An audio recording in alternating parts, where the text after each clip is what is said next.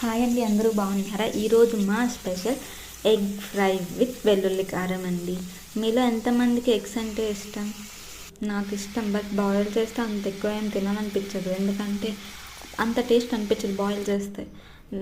Omelette అయితే కొంచెం స్పైసీగా ఉంటుంది కదా. నేను ఈసారి ట్రై చేసింది ఏంటంటే ఎగ్ ఫ్రై చేశానండి. అది కూడా చాలా బాగుంది. ఇంకోసారి ట్రై చేయొచ్చు, తినొచ్చు అనిపించింది నాకైతే. మీకు నచ్చింది అనుకుంటున్నాను. ఏంటంటే ఇది బ్యాచిలర్స్ కూడా చాలా ఈజీగా చేసుకుంటారు. పెద్ద శ్రమ అవసరం లేదండి. మీరు ఇంట్లో ఉన్న ఇంగ్రీడియంట్స్తో చేసుకోవచ్చు. మీ స్టైల్లో చేసుకుంటే మీ స్టైల్ వస్తుంది. నేను చేసిన విధంగా చేస్తే నాకైతే చాలా బాగా నచ్చిందండి. ఎప్పుడు ఎగ్ ఒకే టేస్ట్ చేస్తే ఎలా?